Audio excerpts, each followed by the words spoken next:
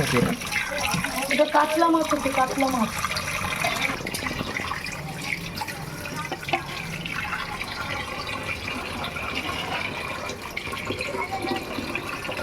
এটা কি ইউটিউবের জন্য?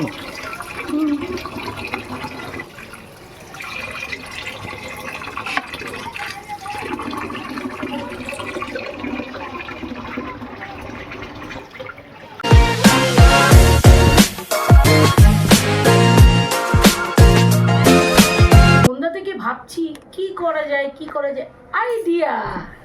আজকে ডিনারে আমি করব, আমার ঘরে ফ্রেশ কাতলা আছে, সেই কাতলারই একটা রেসিপি হোক। রেসিপির জন্য আমি 4 পিস ফ্রেশ কাতলা নিয়েছি, আর এর মধ্যে আমি লবণ, হলুদ, একটু লঙ্কা গুঁড়ো মিশিয়ে নিয়েছি। চলো এর মধ্যে আগে ভালো করে মিশিয়ে নিই, একটু ছড়িয়ে দিচ্ছি। ফার্স্টে এটাকে ভালো করে এখন মেখে নেব। যে রেসিপিটা করব সেখানে কিন্তু ডাইরেক্ট দেওয়া যেত মাছটা, কিন্তু আমি একটু মেখে নিচ্ছি যাতে লবণটা ভালো করে ঢোকে। আর এখানে কিন্তু মাছটা আমি ভাজবো না, এই রকম মাছই আমি দিয়ে দেবো, শুধু একটু মেখে নিচ্ছি। বাস এই মাখাটা এবার থাকবে। এবার আমি কি কি মশলা দিচ্ছি তোমরা একটু দেখে নাও। এখানে আমি নিয়েছি জিরে গুঁড়ো, সাদা সর্ষে, একটু লবণ, আর এখানে পোস্ত। এই লবণটা দিয়ে এই এই এই মশলাগুলো যদি পেস্ট করা যায় না মিক্সিতে, তাহলে কী হবে বলো তো, পেস্টটা খুব সুন্দর হয়। তাই আমি লবণ মিশিয়ে নিই। আর এখানে নিয়েছি এই যে টক দই, আর এর মধ্যে একটু দেব সর্ষের তেল। আর এখানে যে কাঁচা লঙ্কাটা রয়েছে, এই যে কাঁচা লঙ্কা 4টে, এটা আমি দিয়ে দেবো। মিক্সিং বলে আমি 4টে কাঁচা লঙ্কা দিচ্ছি প্রথমে। তারপরে দিয়ে দিচ্ছি টক দই, 2 চামচ মতো টক দই আছে জল ঝরানো। আর এই যে বাকি মশলাটা আছে সেটাকে দিয়ে দেবো, এই একে একে দিয়ে দিলাম। একদম সহজ রেসিপি, আমি এখন বলছি না, করতে করতে তোমাদের বলবো। তোমরা হয়তো দেখতে দেখতে বুঝে যাবে যে এখানে আমি কি রেসিপিটা করছি, তোমরা গেস করতে পারবে। আর এখানে একটু সর্ষের তেল দিয়েছি। চলো এটাকে আগে পেস্ট করে নিই।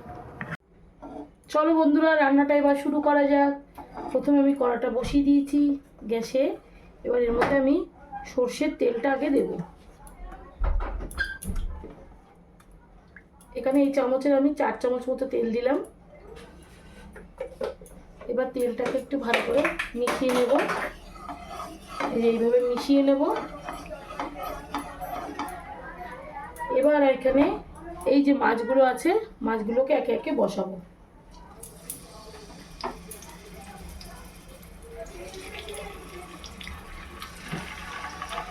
এইখানে যে মাছের জলটা আছে সেটাকেও কিন্তু আমি এর মধ্যে দিয়ে দেবো। এবার এইখানে যে পেস্টটা করে রেখেছি সেই পেস্টটা এর মধ্যে ঢেলে দেবো।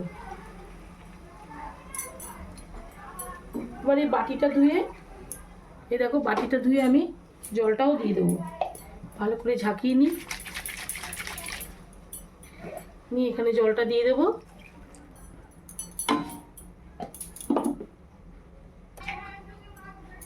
এবার এই মাছটাকে ভালো করে এই মশলার সাথে এবার মেশাবো। আর কিন্তু আমি একটুও জল দেব না, ওই বাটিটা ধুয়ে যে জলটা দিয়েছি সেটাই। আর মাছগুলোকে ভালো করে মশলার সাথে একটু মিশিয়ে নিই, ব্যাস। এবার লবণটা আমি দিয়ে দিয়েছি, চাইলে আরেকটু দেওয়া যেতে পারে, অল্প করে একটু দিয়ে দিচ্ছি। এই যে এতটা মতো দিয়ে দিলাম, যদি লবণটা কম হয় সেই জন্য এখনই দিয়ে দিলাম। এবার আবার একটু মিশিয়ে নেব,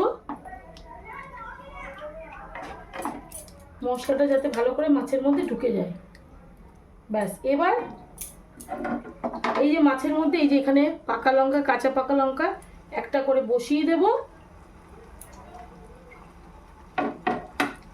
দিয়ে এবার এই ঢাকনাটা দিয়ে বন্ধ করে দেবো, দিয়ে একদম স্টিমে এটা মাছটাকে রেখে দেবো। আর আজকের রেসিপি হচ্ছে স্টিম কাতলা। স্টিমে বসিয়ে দিচ্ছি, তা আর কিচ্ছু আমি করব না। মাঝে একটুখানি শুধু মাছটাকে উল্টে দেবো, দিয়ে তারপরে আমি রান্নাটা রেডি করব।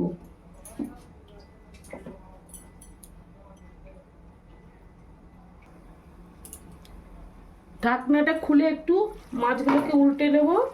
এই দেখো কীরকম জল বেরিয়েছে, এই যে এইভাবে উল্টে দিচ্ছি। প্রত্যেকটা মাছ উল্টে দিলাম, দিয়ে আবার ঢেকে রাখবো। এই রান্নাটা কিন্তু পুরোটাই এরকম স্টিমেই হবে আর লো ফ্লেমে হবে, আস্তে আস্তে মাছটা কুক হয়ে যাবে। ঢাকনাটা খুলে দেখি এবার, একদম রেডি। দেখো বন্ধুরা কত সুন্দর কালার এসছে স্টিম কাতলার।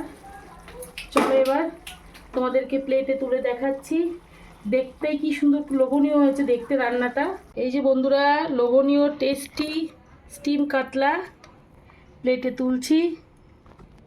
আর রেসিপিটা কিন্তু গরম ভাতে খেতে হবে, অবশ্যই গরম ভাতেই খাবে।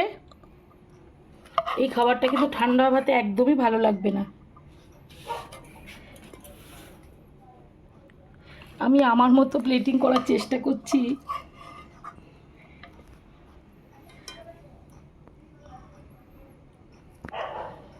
আচ্ছা এটাকে একটু সরিয়েই দিতে হবে, না হলে মাছগুলো কি হচ্ছে ভেঙে যাচ্ছে। একটু ম্যানেজ করতে হবে, এইভাবে করছি। এবার মশলাটা মাছের উপর ছড়িয়ে দিতে হবে। বন্ধুরা একটুখানি ম্যানেজ করে নিও, আমার হয়তো আমি ঠিকঠাক মতো এটা সাজাতে পারলাম না। মাছগুলো এতটাই নরম, এত সুন্দর কুক হয়েছে যে এটাকে বেশি নাড়ানো চাড়ানো যাচ্ছে না।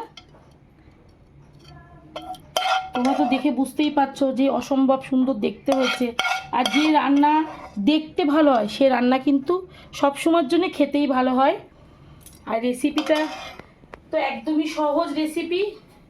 যদি ভালো লাগে আমার রান্নাটা, যদি তোমাদের ভালো লাগে তাহলে লাইক শেয়ার কমেন্ট, আর এই মাথাটাই খারাপ হয়ে যাচ্ছে, আবারও বলছি লাইক শেয়ার কমেন্ট আর সাবস্ক্রাইব করে দিও। গরমে দেখছো কি অবস্থা, তোমাদের জন্য ভালো ভালো রান্না আমি চেষ্টা করি যে যত কষ্টই হোক না কেন তোমাদের সামনে একটা ভালো রান্না তোমাদের সামনে নিয়ে আসবো।